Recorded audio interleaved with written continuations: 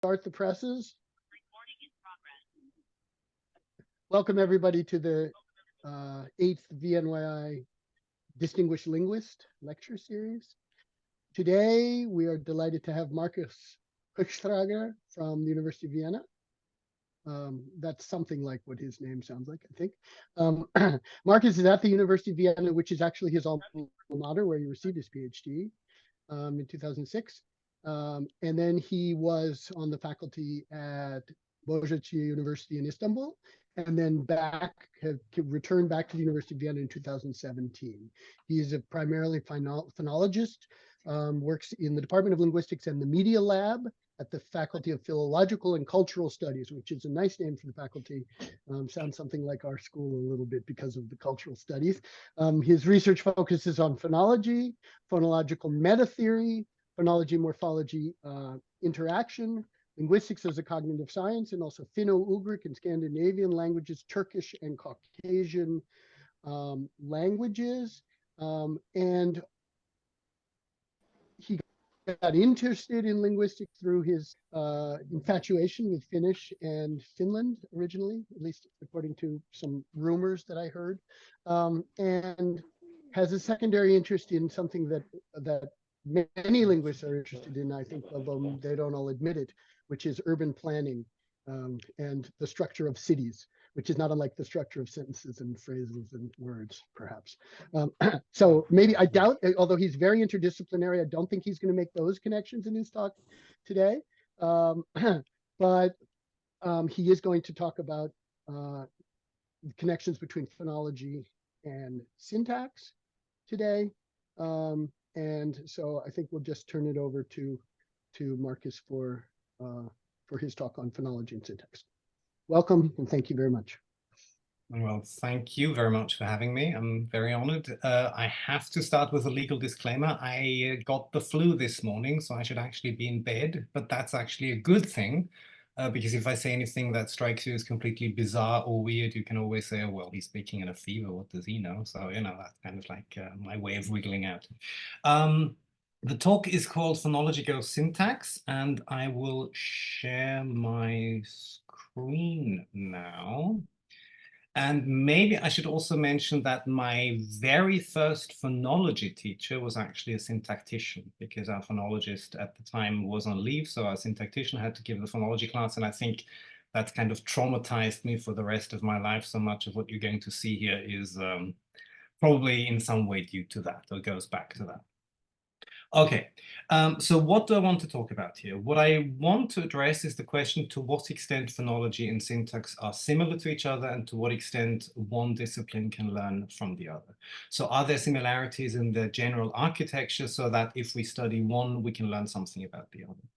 And if you look at the literature, the views on that are quite divergent. So there are some people who say, no, there are no similarities, or at best very little. So that's the view expressed, for example, by Bomberger and Halle, by Nedeman van der Koot, many others. And then there are other frameworks, such as, for example, dependency phonology or government phonology, who basically assume that the two disciplines, syntax and phonology, really share a great deal. And especially in government phonology, you see that many of the concepts that the theory has been using are borrowed, I mean stolen, I could also say, from GB's syntax, really. So you have notions like government, you have the ECP, you have the projection principle, and so on and so forth. But basically, it's a way of trying to understand phonology with the help of the machinery that we already have in syntax. Anderson gives a nice example where he says, well, this could be taken as a parallel between the two domains. So if you have a sentence such as John said Mary liked Jim, where you see the sequence of tenses, then you can say, well, liked is past tense because the matrix verb is past tense. So it kind of inherits the past tense from a higher up sentence. In much the same way that you could say, well, vowel harmony really means that within a word, all the vowels have to agree with respect to a certain property. And in this particular Finnish example, that means the suffix inherits a property, whether it's front or whether it's back, from something else in the word, from the stem.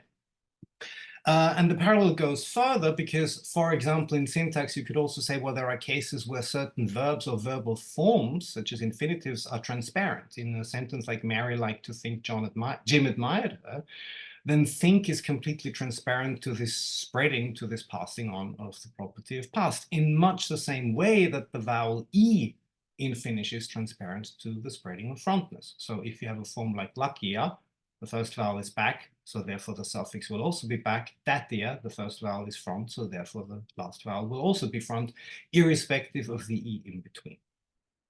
And all that is kind of nice and cute, and you could say, well, we see certain parallels, but of course the question is, how deep does that really go? And I guess the big prize really would be, to what extent do we have hierarchy in the two domains? Now, in syntax, I guess there are a few people who deny the importance of hierarchy. For phonology, that's an altogether different matter. Phonology is very often assumed to be flat, sometimes even completely flat, or at best moderately hierarchical, let's say. So there is certain structure, but the structure is always derived. It's not that important. And what most people seem to agree on, that even if there is structure, there certainly isn't recursion. So there is a famous example from Jackendorf where he says, well, in phonology, you might have some kind of structure, or you might have some kind of hierarchy, but you certainly don't have anything like a syllable being embedded within another syllable. So you don't have this kind of self-embedding that you find in syntax all the time. As a matter of fact, I think the argument for recursion is quite complex, and I've laid this out in writing elsewhere. It's far from widely accepted. So there are some people like Tobias Scher who completely denies this and says there is nothing akin to recursion in phonology. But I think to some extent it also is due to the fact that people can't really agree what it is that is embedded. And that's really a tricky issue, as I say here. So I'm not really going to talk about the notion of recursion, but I will talk about, or the focus will be about, whether we need hierarchy in phonology that is in some sense comparable to that in syntax. So I'll be a bit more modest and kind of stick not to the big prize, but to the second or third prize, let's say. Of course, speaking of trees or tree structure in phonology is nothing new. There is a very nice quote from Garcia Bellido where she says, the simplest possible hypothesis to approach variation is that an organism might use the same operative mechanisms at different levels of organization, unless it is proved that it does not. What does that mean? It means, well, we have hierarchy everywhere in grammar, so the null hypothesis really should be that we also have it in phonology, unless proven otherwise. But there is a warning. And the warning goes back, for example, to this quite influential paper by Neleman and Van der Koot, where they say, well, we have to be careful because hierarchical structure is really powerful.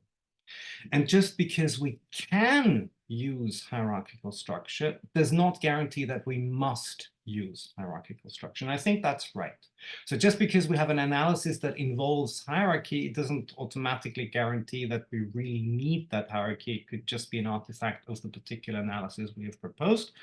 So the question we really have to be very careful about is, are there any phenomena in phonology that can only be explained by trees instead of also be explained by trees? So we don't want to look at things where you could say, well, I have a tree analysis and I have a non-tree analysis and they predict the same thing. We really want to look at phenomena where it seems kind of inescapable that we need something akin to tree structure in order to make sense of what's going on. Now, what do tree structures, what does hierarchy give us for syntax? Well, for syntax, of course, it captures asymmetries where flat structures wouldn't be sufficient. Asymmetries such as what we find, for example, in binding or structural ambiguity. So a blue striped suit can mean two different things depending on the scope of blue. It could be a suit with blue stripes, or it could be a blue suit that is striped. So, you know, depending on what the hierarchical structure of this phrase is, there are two that we can create. The meaning will differ. The question is, can we find something similar in phonology?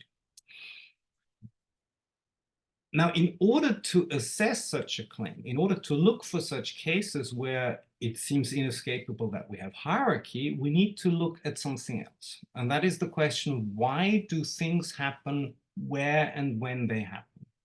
Now, I don't know the background of most of you. I assume many of you are syntacticians, and in syntax, that's kind of never really, or in my experience at least, that's not really so much of an issue. So for example, syntacticians talk about phrases moving in order to get case, or in order to have features checked.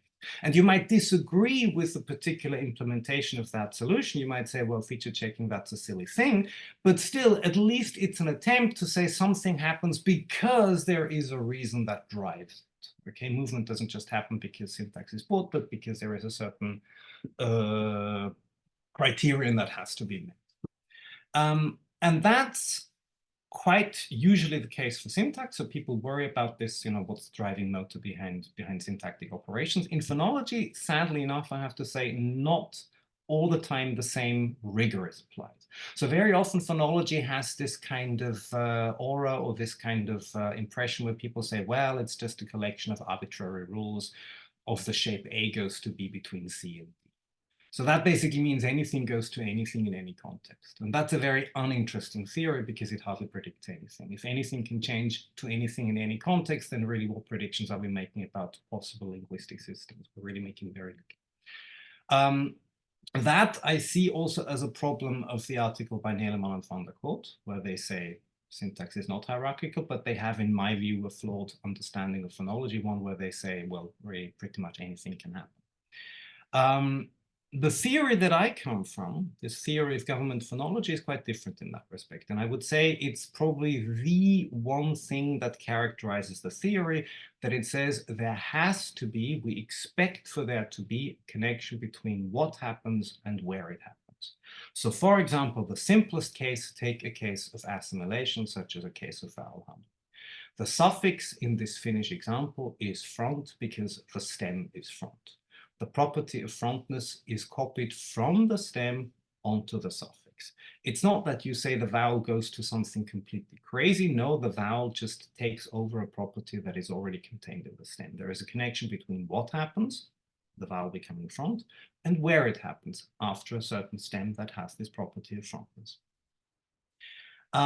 What I want to look here now with this in mind is phenomena where I think we cannot really explain them without hierarchy. But such arguments only make sense if we don't just think phonology can do anything or phonology can be anything. So if you are of the opinion phonology is just random and anything goes, then really it's pretty pointless to look for kind of non-arbitrary explanations of what we find. The argument that I'm going to present for hierarchy is meaningless if you think phonology is just arbitrary, but I think it is very much meaningful if you say there is such a connection between what happens and where things happen. I guess I'm okay so far. I can't really see many faces, but I guess people are still kind of happy. Okay, good. Now, let me give you a quick, super quick introduction to one notion of government phonology. It won't become very technical yet. It will become much more technical later on. And that's the notion of an element. And elements are kind of what you know from other theories as binary features. So in other theories, you have things like plus minus round, plus minus back, plus minus consonantal, what have you, depending on the theory. In this particular theory, government phonology have things that are called elements, and these are privative. Privative means they can either be present or they can be absent. If they're absent, then they have no effect on the representation whatsoever. And probably the easiest way to illustrate that is with a certain subset of elements, A, I, and U, and how they help us to represent vowels. And if you've ever been to a kindergarten where you had to mix colors, then you will immediately understand how this here works. Okay, let me explain to you. The element I by itself sounds like I. The element A by itself sounds like A. The element A and I combined gives us something that is halfway between I and A, that's an A. It's a bit like saying you take yellow, you take blue, you mix the two together, you get green. Okay, and the same for any other combination you could imagine. So basically what that says is you have these elements, you play around with them, and they can occur on their own. So the sound I is just an I element by itself, or they can occur in combinations. The sound U would be a combination of I and U, and so on and so forth. Okay, so they can occur in themselves or in combination. They can also occur in consonants. So a Y, as in yes, is nothing else but the consonantal counterpart to an I. The W, as in water, is nothing but the consonantal counterpart to an U. And the R in right is nothing but the consonantal counterpart to something like an A. The last one might be a bit surprising, but I think it's actually true, and it will be important later on in the plot, so we'll come back to that as we go. But this short introduction to elements should give you all you need in order to understand, well, not quite yet everything, but most of what you need in order to follow the rest of the discussion. What's interesting, as we shall see, is these three elements, A, I, U, they're usually presented as kind of the classic tree, but they don't have equal status. They have different properties. And the different properties we shall see can only be understood if we pay attention to where they occur in a hierarchical structure. So their occurrence within a hierarchical structure isn't random, but is governed by certain principles. And we'll see an example as we go. The example that we will see that I want to introduce, there are more, but that's the one I want to address here, is something I called binding. And back in the day, of course, that was me looking back to my first introduction to phonology by a syntactician, and me always looking up to syntacticians and thinking, my God, they do such cool things. So what can I do? Okay, I can nick yet another term from them, for example, binding. And you'll see in a moment why I stole the term binding. I mean, syntacticians might not always be happy about me doing that, but I think it's kind of justified. Okay. Binding has to do with the fact that not all elements can occur anywhere in a word. They are distributed differently. They can't occur in just any position. And if we look at diverse languages such as English, Mandarin, Japanese, but many others, it's very easy to see that I and U are distributed in a quite asymmetric fashion. And I'll show you examples in just a moment. These asymmetries, I propose, are only expressible if you think about things in terms of hierarchy. If you think about it in terms of flat structures, it will be difficult to do. But in terms of hierarchy, it will be quite easy to do. So that will be exactly this kind of case that I was hoping to find, where you say, well, the tree structures aren't simply convenient, but they really seem to be the only way to express what I want to express. Otherwise, I can't really make headway into what's going on. And we want to begin with a very simple problem. The very simple problem is, what kind of diphthongs does English have? So English has, for example, these 5 here. Okay, we have I, we have ow, we have oi. We also have in some varieties a and o.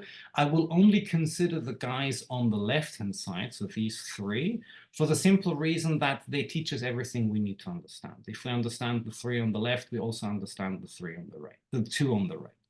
The 2 on the right are also somewhat funny because certain varieties don't even have them, and they have another property, which is they share an element between what I call the core and the off-glide.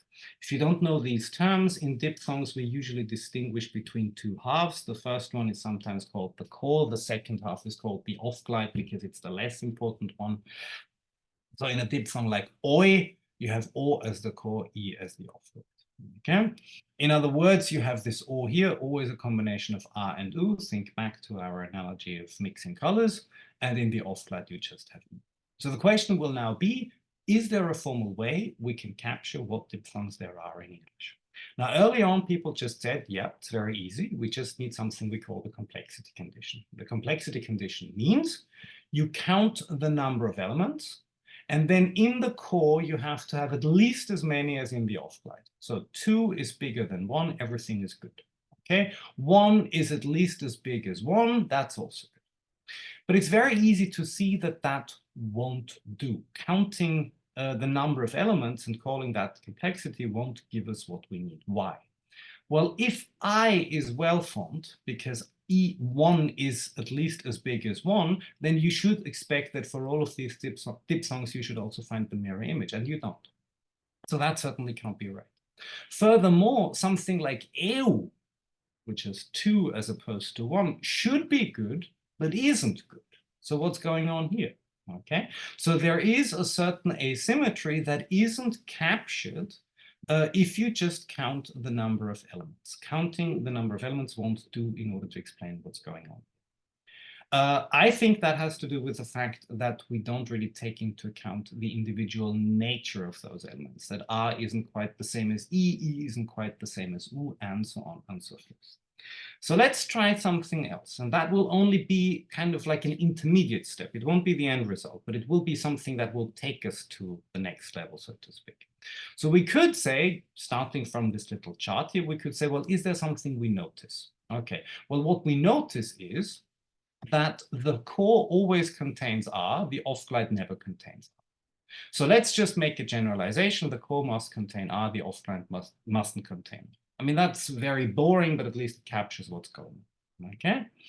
Furthermore, we never see cases where U and I are combined within the same segment. So you have here, for example, a combination of R and U. I hope you can see my cursor. R and U, they combine, but U and I never combine. As a matter of fact, that's not very surprising for English. That's just a way of saying English doesn't have U's and U's, because those would be the ones where you have U and I combined. Okay, so that's not really surprising. Last not least, they always have at least one element inside. So there is one, there is never just zero elements inside. Okay, so you could say, well, let's assume that these are the requirements in English diphthongs, then what do we get? And you can make a little chart and say, what do I expect in the core? What do I expect in the off-glide? What is eliminated by our constraints and what remains? And the answer is 6 combinations remain. The interesting thing is that of the 6 combinations remaining, there are the 3 that we want. There are the 2 that we said are fine, but we won't consider them any further. And there is an additional one that we don't quite understand. Okay, so in addition to OI, our theory predicts we should also find something like EU, which we don't find. So what's going on here? What can we do with it? Let's take stock very briefly. One question you could raise is, well, that's a characterization of what's going on, but really, is this in any way a deep explanation? Or in other words, what is so special about the element R that you say it must occur in the core and it cannot occur in the off-glide? I mean, that's just stating the obvious. It's not really explaining anything.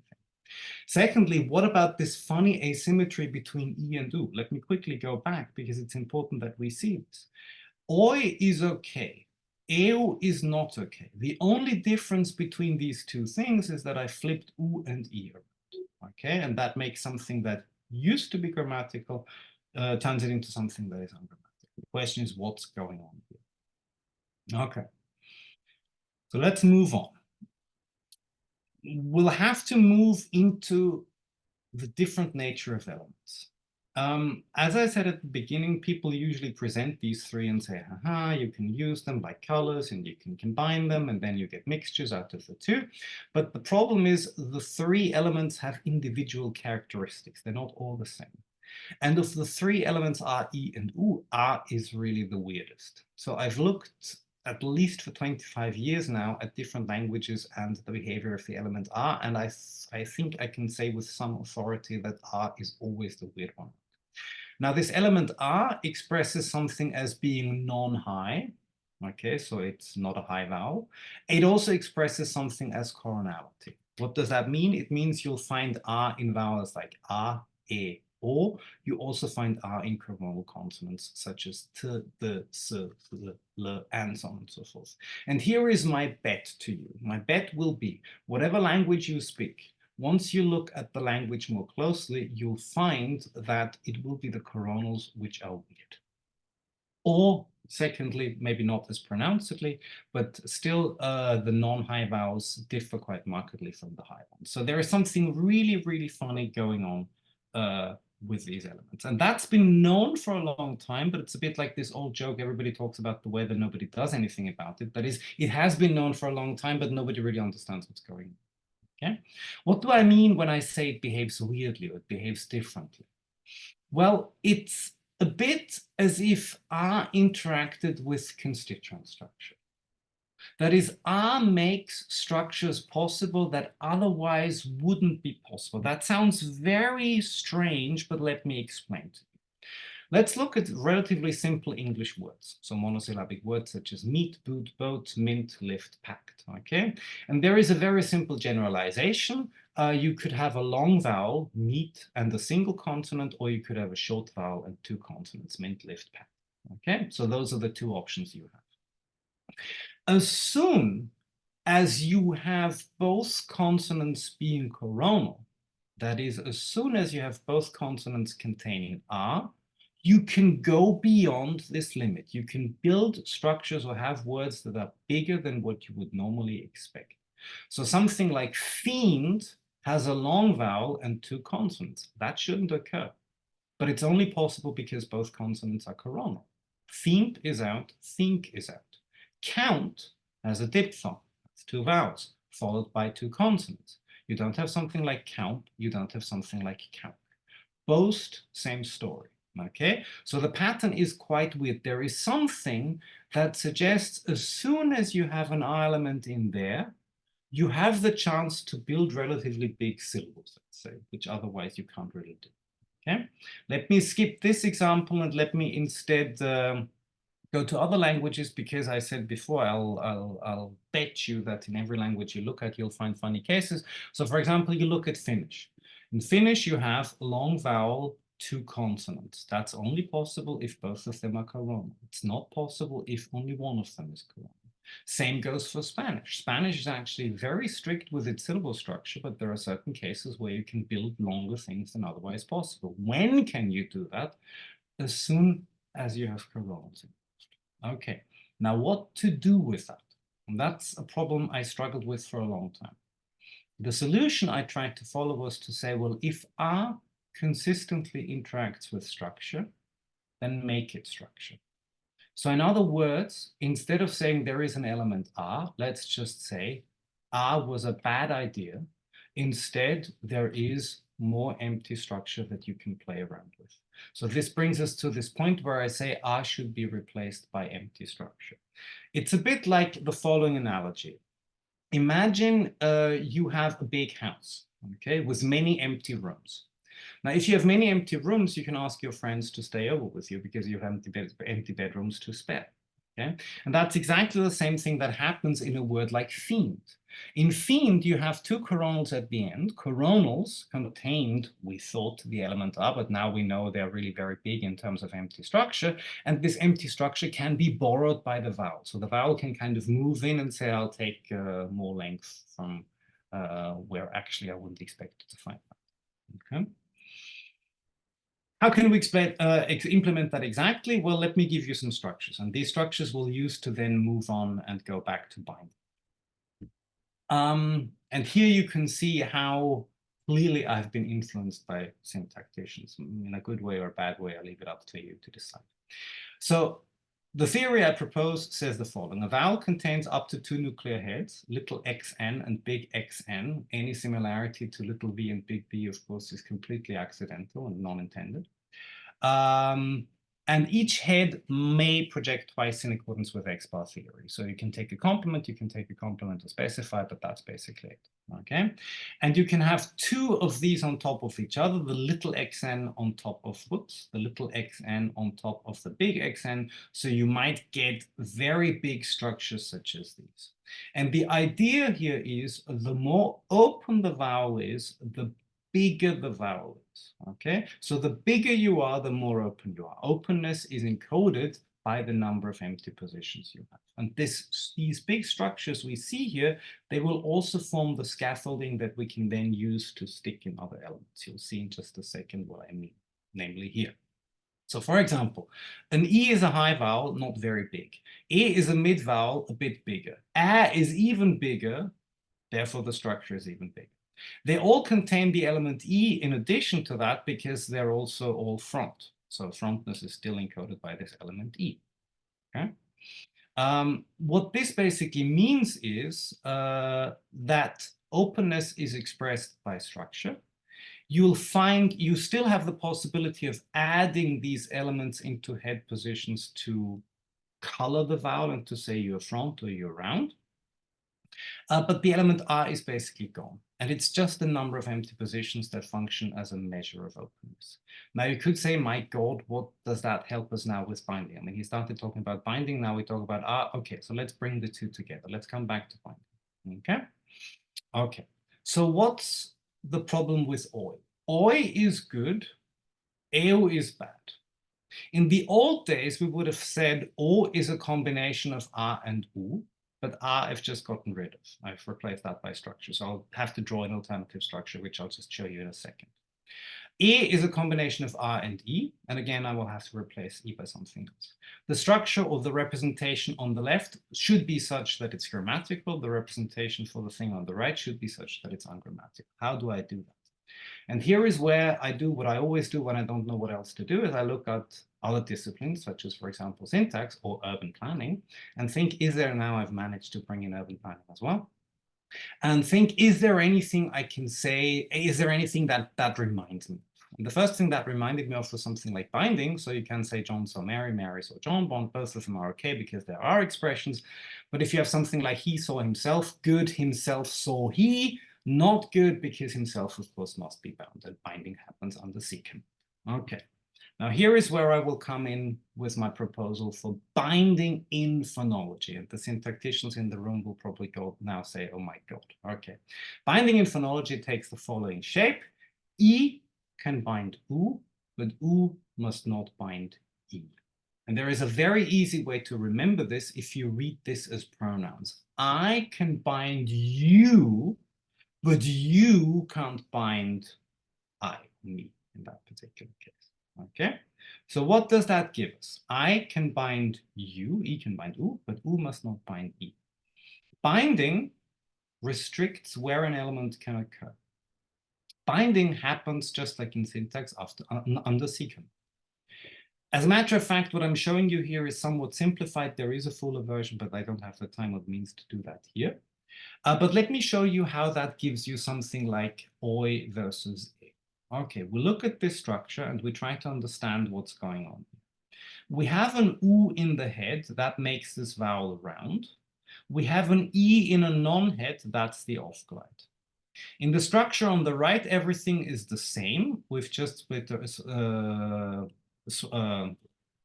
around the two elements. Okay, now let's see. In the structure on the left, I C commands U, so I binds U, everything is good. In the structure on the right, U C commands E, U therefore binds E, that's out. Okay, so we have an explanation for why the switching around of elements leads to an ungrammatical structure, here in this case, and this is something we can only express if we make sense of, well, I still have to show you why we can only express that in terms of hierarchy, but we can certainly express that in terms of hierarchy. Okay. Notice also, of course, that in order to speak of C command, I need some kind of way of saying one element is higher than the other, because if both of them were sisters, then they would C command one would C command they would C command each other, and both structures would be out. Okay, so in order to kind of play this game, I really need a hierarchical structure in place for this to make sense. I'll skip the rest. I'll rather come to the urgent question here, because there's still at least one thing I want to show you. And how am I doing for time? We started at 35, is that right?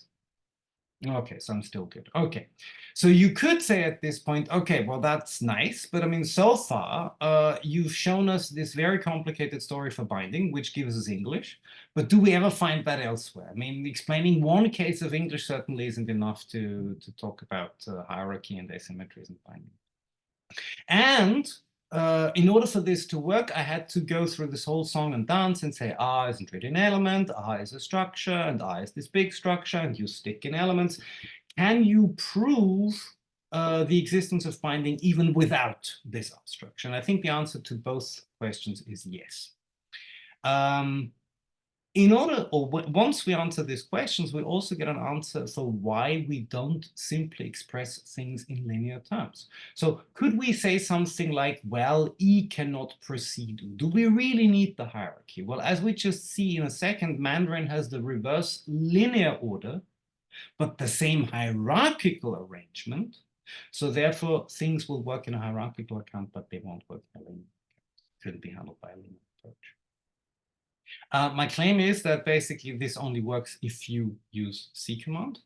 And these asymmetries, what will be interesting about the Mandarin case is that these asymmetries come back even at levels higher up than what we have seen for English so far. So let me quickly walk you through that. And that has to do with Mandarin rhymes. Now, Mandarin phonotactics, that is the question of what can combine with what in Mandarin, is quite complicated. The good news is there are 6 relevant cases we need to understand. And if we understand these 6 relevant cases, then we understand everything there is to understand, okay? And we have these 6 cases here, and they look like a lot, but we'll pick them apart, okay? So Mandarin has fairly complicated rhymes. It has a core and an off glide, but unlike English, it also has cases with an on glide, so a glide before the core. Okay, so the terms on glide, off glide should be pretty much self-explanatory. Okay, so fairly complicated things. Now, let's look at the cases under A. You have something like ye, you have something like wo. Okay, so you have a mid-vowel in the core in both cases, but the quality, whether it's front or whether it's rounded, is in part determined by the on-glide. It's like the on-glide moves into the core and says, let me give you my property too, let me make you round or let me make you front. Okay, the on-glide can only do that if there is no off-glide. If there is an off-glide, then the off-glide takes precedence. So if you have E mid-vowel U, then the rounding of the off-glide will take precedence and will color the core. Same over here. This is what I call asymmetry 1. There is a second asymmetry, that is Mandarin has something like Yao, fine. It doesn't have Y as a nucleus, let me add. Mandarin has the sequence Y, but with a different constituent structure. So, you know, I just say that for the people knowing enough Mandarin. I'm not lying about the facts they do. What's interesting about this case, about this asymmetry 2, is that it's very reminiscent of what we already saw in English. You have a certain arrangement of E and U, everything is good. You switch out this arrangement of U and E, and bam, you get a structure which is ungrammatical. Okay, so of course that's very inviting to say, okay, well, maybe it's the same principle that is at work.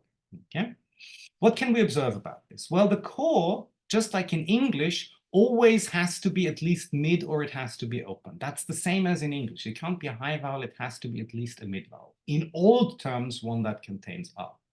There is an asymmetry that has to do with, is it the on glide or the off glide that colors the core? And there is an asymmetry, this asymmetry 2, which has to do with what happens between on glide and off glide. Okay. So let me look at these asymmetries very quickly. Okay, asymmetry 1 means the on glide can color the core, but only if there is no off glide. If there is an off glide, then the off glide takes precedence. And of course, that's very reminiscent of something like syntax. Okay, if you have a phrase like "komme mir zuliebe," then mir gets its case from the postposition zuliebe. It doesn't get its case from the verb come. Now, in terms of linear order, mir is as far as away from come as it is away from zuliebe, but clearly it's the constituent structure which guarantees that it is this postposition which assigns case and not the verb. Okay, so the hierarchy clearly tells us who takes precedence in terms of case assignment. Okay, so can we do the same thing for the Mandarin nuclei? Yes, we can. We just need to enlarge our structures a bit, and we need to make use of this maximal structure that I showed you before. So we'll now see structures that are a bit bigger than what we had for English. And again, you'll have kind of a core, a spine in the middle, so to speak. You'll have an on glide, you have an off glide. Okay? Okay. What's interesting is this same structure will explain both asymmetries at the same time. So let me show you that. Okay, why do we have something like yo? Why don't we have something like yeo? That is, if there is an off glide, why does it take precedence in coloring the core as opposed to the on glide? Answer, because it's hierarchically so much closer. Okay, so therefore this takes precedence. This could never go here. Okay. The same would be in a case like this. If I flip the 2 around, well, again, the off glide is closer to this one than the on glide is. So of course it will be the off glide which takes precedence. It all follows from structure.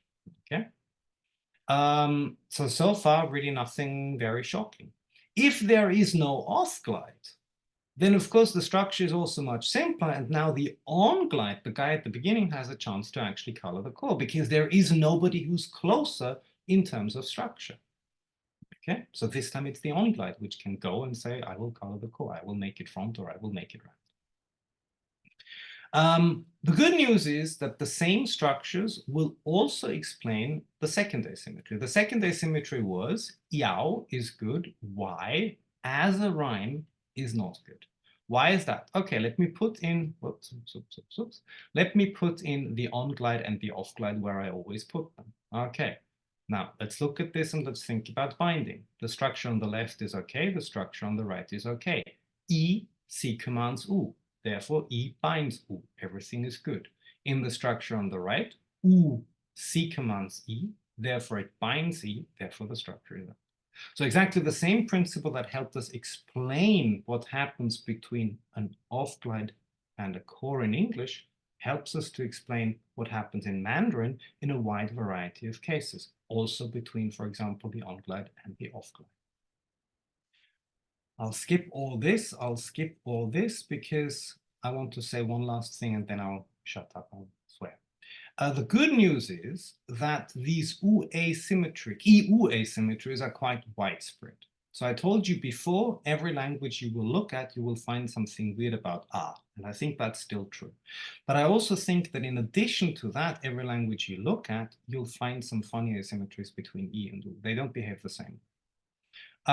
If that is so, then of course that's good news because that means we can hope that this story of binding also explains other cases. So it shouldn't just be English or Mandarin, it should be other phenomena as well. Let me give you one last one, and that has to do with Japanese. Now, the interesting thing about Japanese is Japanese has sequences of glide plus vowel, but there are severe restrictions. What severe restrictions? Well, there are two series. One series begins with an on-glide y. The other begins with an on-glide w. Y containing the element E, w containing the element u. Okay. Now, if you look for the asterisks, you see that the w series, of course, is much more restricted than the y series is. Okay. So only the orange ones are possible, the blue ones and the red ones are out, but for different reasons. As a matter of fact, everything we have said so far gives us binding, gives us Japanese for free. All we need to assume is an element cannot bind itself. So E cannot bind another instance of E. As a matter of fact, you could also say the same for Mandarin, but I haven't gone through that. And our old story, U cannot bind E, just like in English, Mandarin, and so on and so forth. So what does that give us? Why is something like Yi out? Because E binds E. An element can't bind itself. Why is U out? Sorry, not out, but possible, because E, C commands U, everything is good. Why is we out? Because U binds E, because it C commands E, so therefore that structure is out. So basically everything we've said here so far gives us this language for free. There are more examples I have, but I'll skip them. I'll go to the conclusion because I've already talked for a long time. What I think this shows is that hierarchy and the notion, possibly the notion of recursion, I said I want to be careful, but in here I forgot the word recursion, damn it. Hierarchy, I think thinking about hierarchy in phonology is not only useful, but as a matter of fact, it's necessary for phonology. There are certain phenomena which I think you can only understand if you think about them in terms of hierarchy. On a more broader scale, I also think what that shows is that if you apply syntactic thinking to phonological problems, then you get interesting results. Ideally, of course, that should also work the other way around, but you know, most of the time that isn't done. So it's not the way that syntacticians say, oh, let's think about syntax the way phonologists talk about phonology. And maybe that's a good way, I don't know. But I certainly think that the two disciplines can benefit from each other. What this also shows to me is that the machineries used by syntax and phonology aren't really that different from each other. After all, they certainly differ in what kind of object they compute over, but the certain general organizational principles are the same across those two domains. Thank you very much for your interest and for your time.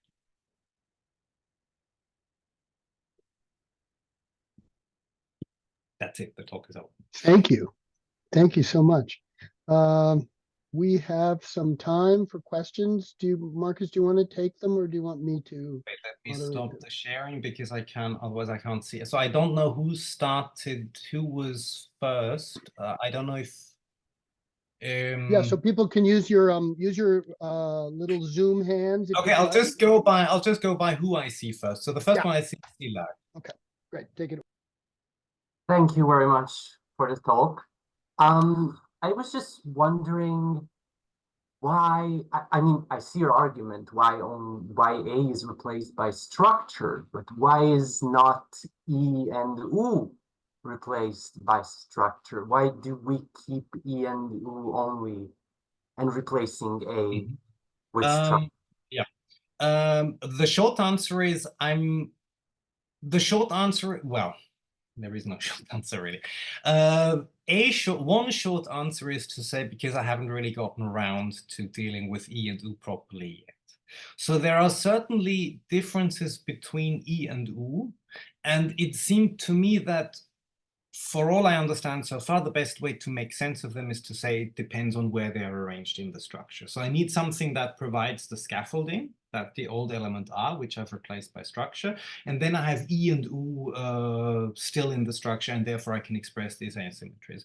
There might be a fruitful way to do this better, but I haven't really figured it out yet.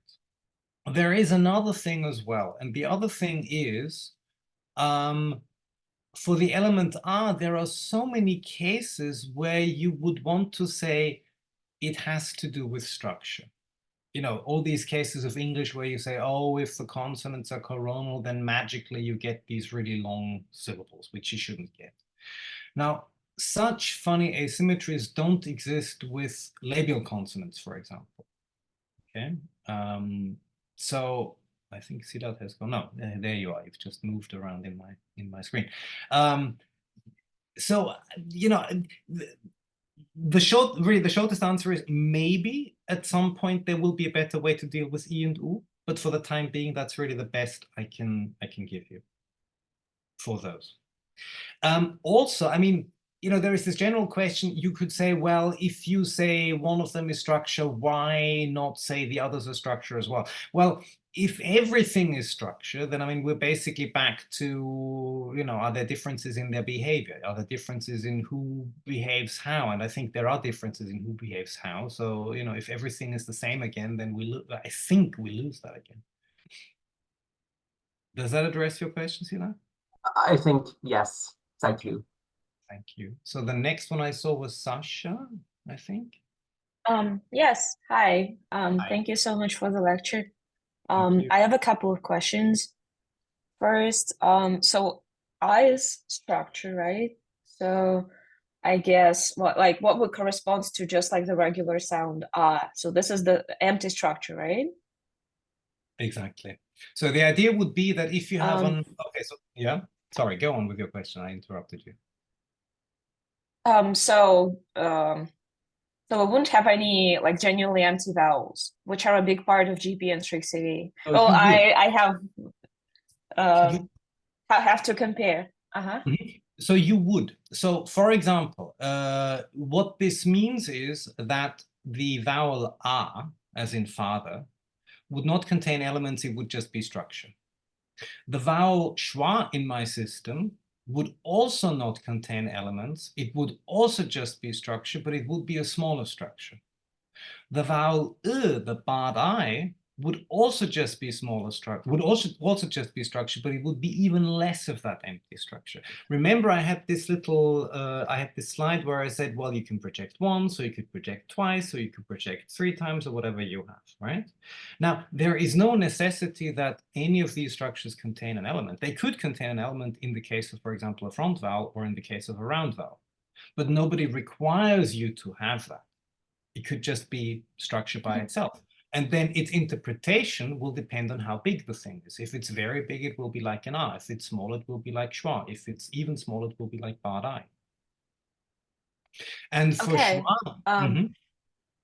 go ahead. So when we compare this to syntax, would this be more like empty categories or like so functional projections, which sometimes do not project, but we know that some of them are like structurally higher than others.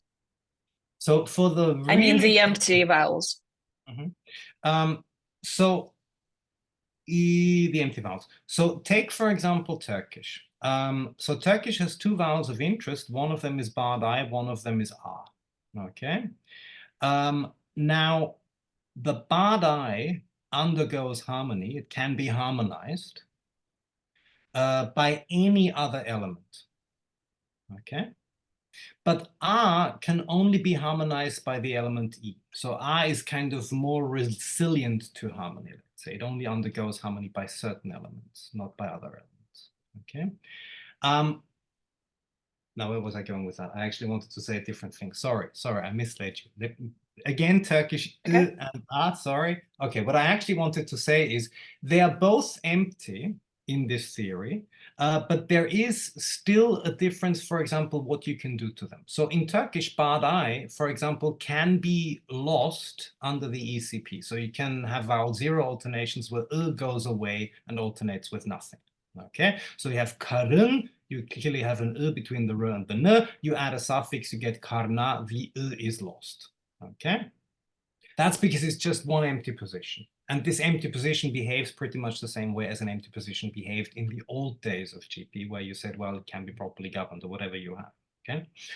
Whereas a vowel that's bigger than that, like an A, in my theory would be also empty, but you couldn't zap it out. You couldn't get rid of it. So if you have a word like Adam, man, second vowel A, okay, you add a suffix, you get Adama. Nothing happens to the vowel between the D and the M. It stays the same.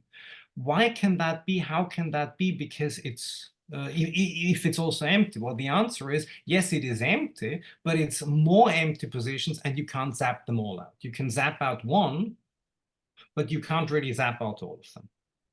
Okay, so what I'm trying to say is, yes, they would all be empty categories, but of course, what that now means depends on your definition of the ECP. And my definition of the ECP would still be you can zap out one position, but not more than one position. Does that address your question? Yeah, thank you. I will, if I may, have a final one, which will probably be quicker. So we considered the case of diphthongs in English and Mandarin, and then so glide vowel sequences in Japanese. And so I might be missing something, but I think the structures were really similar in that. So we had like the tree and the elements U and I, but how do we actually distinguish vowels from consonants there? Like, what would there be a formal difference? Yes. Yeah. Okay, so that's an relatively easy one in the same way as everybody else. Namely, I would have to say they are different objects. So in the trees you have seen, I said you have X little n and X big N. And the N, of course, stands for nucleus. Okay? So all the structures I've shown you are nuclei. Okay? Now, I will also have other ones that will be non-nuclei. And that will be your answer. That will be the representation of a consonant. So right, I see. There wouldn't just be the two heads I've shown you. I've shown you two types of heads, X little n, X big N, but there would be at least one other type of head in two flavors. Call it, for example, onset, if you like, or consonant, and then you will have the two structures. You will have the two versions again and the same kind of structures. Okay. All right. So thank you so much. You're welcome. So the next one I saw was Scott. Hi, Marcus. Thanks for the talk. I have a few things. The first two are comments on your last slide. One is there are people trying to make syntax more like phonology. Yes, Thomas Graf and his students have been doing this. So, you know, specifically, you brought up Finnish vowel harmony. That's a case they often like to show that could be sort of given a phonological-esque analysis. The other one is about saying that we necessarily must have hierarchical structure. I'm just going to push back a little bit on the necessary part of that, because like necessarily we must, given your assumptions about everything else, you know, element theory, blah, blah, blah. So you know, it's a little pedantic, but I think it's important to be clear that, you know, it's not necessary. There are an infinite number of analyses we can have. So, Okay. okay, yeah. That would require, that of course would require that you show an analysis that can do all these things, right? Yeah. Right. I mean, there's always an analysis that can, like, there's always other analyses. But the meat of the question, I guess, goes back to your characterization of rewrite rules by saying they can do anything, right? Like A becomes B between C and D. It doesn't say anything. But it seemed like you were conflating sort of process and representation into one thing because, you know, yes, A becomes B between C and D can do anything, but it also depends on sort of the predicates that you're computing over, where I think your argument is basically to say, well, those predicates are structured in a given way.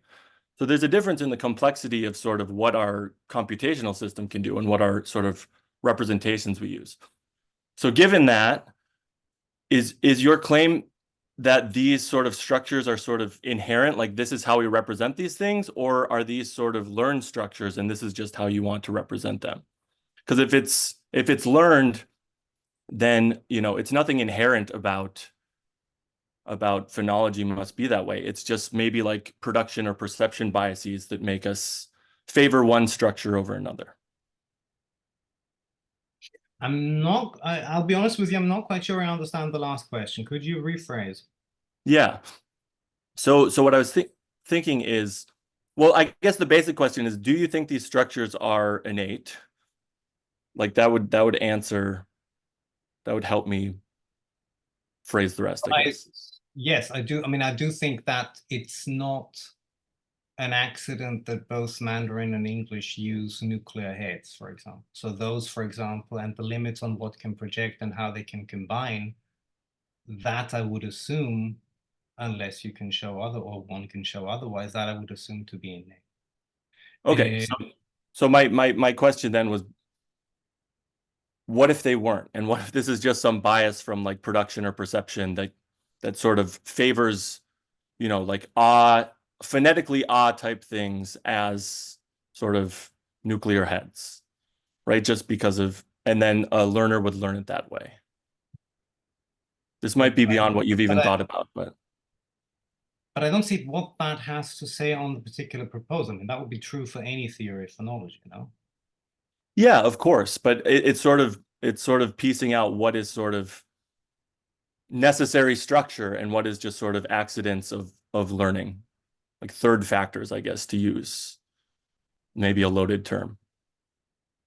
So the third factors,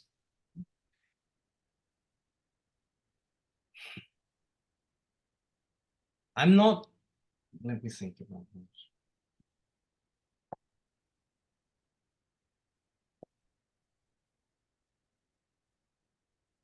I don't know. Okay, yeah, I mean, the third fact, I mean, to the extent that I mean, if you say it's all a bias of learning, then I'm still not. So why are so what is our story for why things are the way they are? Is that another way of saying it's all just an accident and it just happens to be that that's what's there and therefore it's learned and anything could be learned? Is that the implication? I'm not trying to say that like literally everything is learned and just biased from that, but you know, I with these types of accounts, I always just have this worry that we're sort of like putting extra stuff into the grammar and structure that might be able to be explained otherwise. So, you know, no serious counter. I have no way. I mean, if there is another way of explaining it better, then fantastic. But what exactly would that way be? I mean, in terms of glides, like low vowels, you know, just from an articulatory standpoint, have more room to sort of glide into something than by. Yeah, but I mean, for example, in Japanese, you have glides that you have sequences like you know, both of them are high, right? So. Yeah, I mean, with any sort of articulatory bias, it's not going to be 100% of the time also. So it's. But then how can I decide which of the times I can trust it and which I can't? But anyway, I mean, I'll think, Yeah. you know, I'm not sure if I'm addressing your question really, or if you're happy with my answer, but let me, you know, let me Yeah, think. let's let other people ask questions. It's fine. Okay. Yeah, thank you. Yeah. Okay, I think the next one I saw was Tobias. Hi, Marcus. I have a question regarding the Turkish example you mentioned where the guy with the less structure can be eliminated, Yeah. but the guy with more structure can't. So I suppose you won't be claiming that cross-linguistically, but within a language, right? Within a given language, the smaller guys are candidates for alternating with zero, but the bigger So that guys. would, I mean, that would require a larger scrutiny of cases where, so for example, I mean, there are many cases in the literature where it seems that A alternates with zero. Now, in this theory that I have, A, of course, will be a bigger structure than bar I. So either in those cases, I will allow for the ECP to be more powerful or to zap them out as well, or I have to think of something else. That I cannot answer yet. I mean, across languages, vowels can alternate with any vowel can alternate with zeros. It's not restricted. And in many languages, like 2 or 3 different vowels can alternate with zero. But so, okay, so this is, you would have to look into that cross-linguistically, but specifically within a given language, would your claim be that there is no case where a smaller guy cannot alternate with zero, but a bigger guy can? So if I say yes to that, then I know what you will say. You will say, what about cases like Slavic? And what about cases like Croatian, where, for example, are alternates?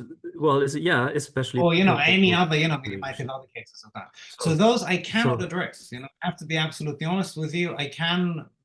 I'll take that as a homework, but I can't say anything that is very deep or insightful on that. Sure, so it's an open question for you, but you do say no.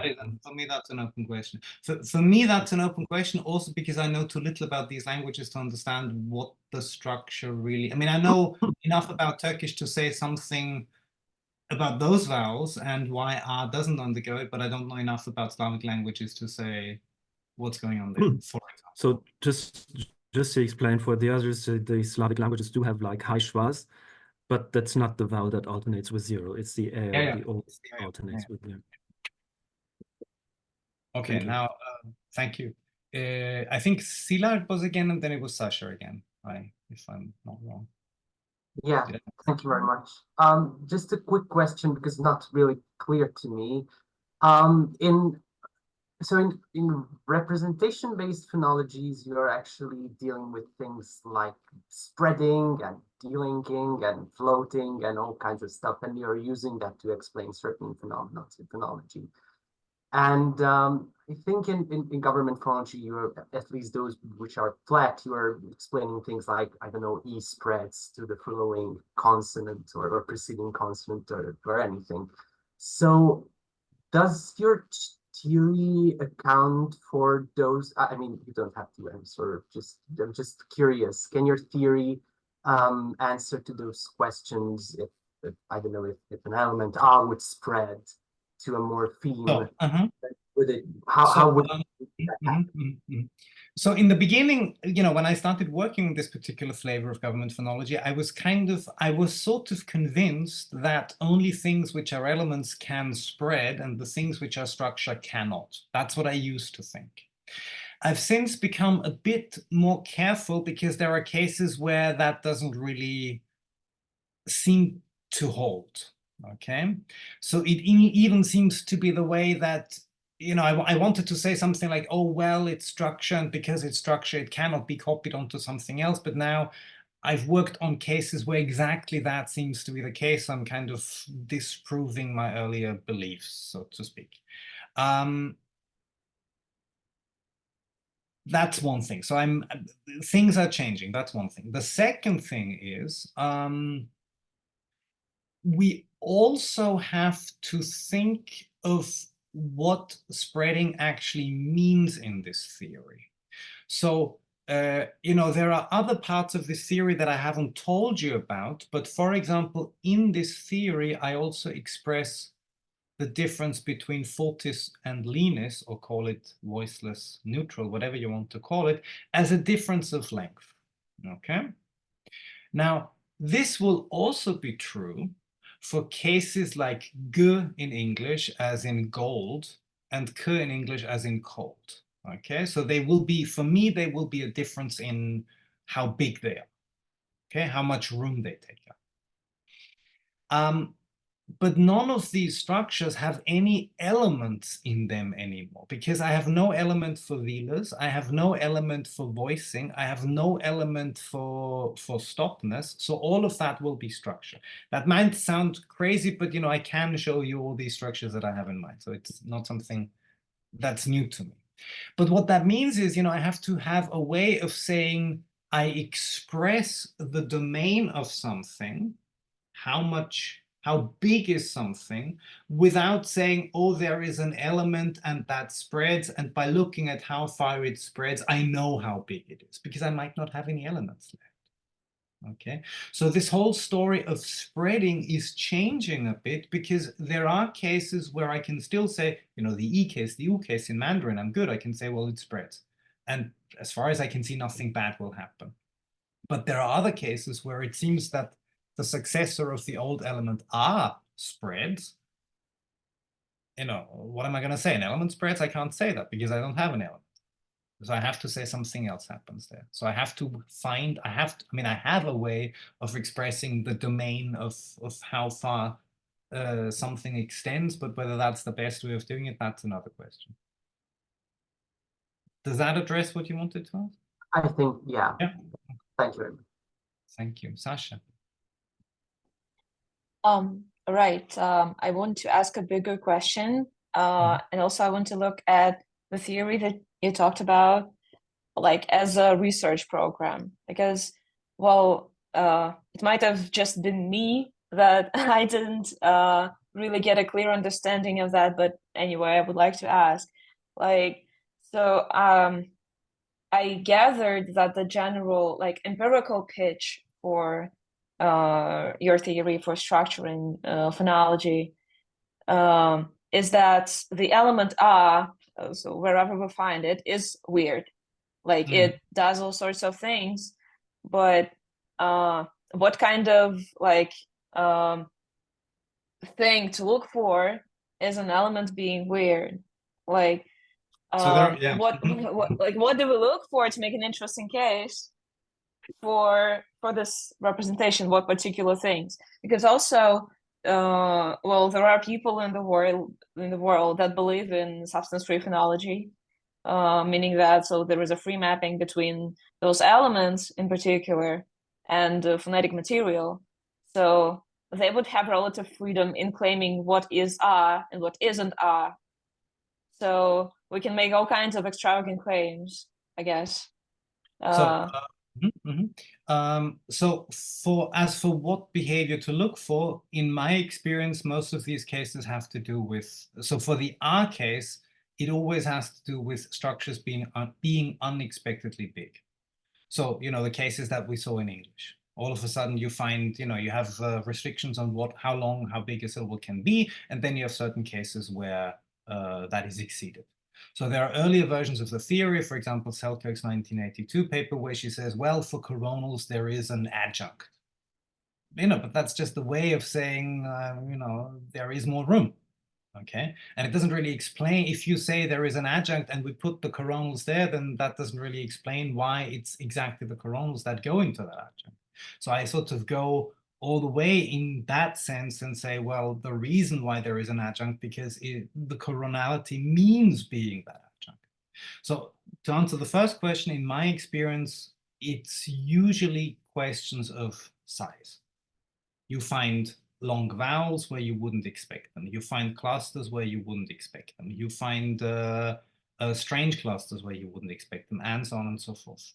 So I've worked, for example, on a Caucasian language called Laz, a close relative of Georgian, where you have these really strange clusters. And the interesting thing is there are very clear conditions also, they can be very big. It's a bit like a joke. It's as if you say all the consonants go to the beginning of the word and then you have one vowel, right? And you have words like right?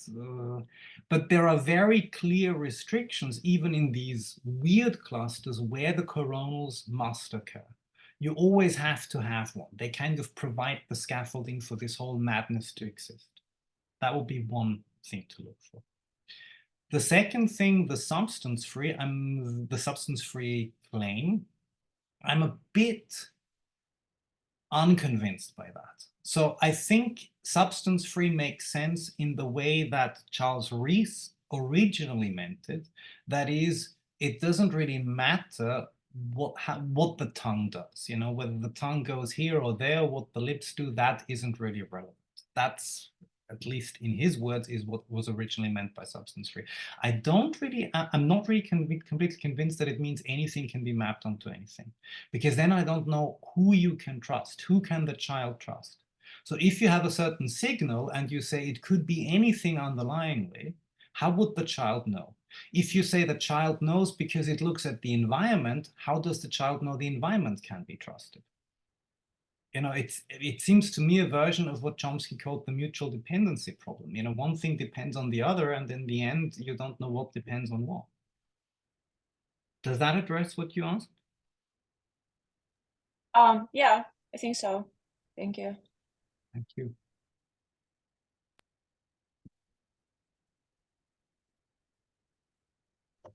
We're getting a little close to the time. We have officially 4 minutes left, which is great timing. So a final question or comment would be great, if anyone has.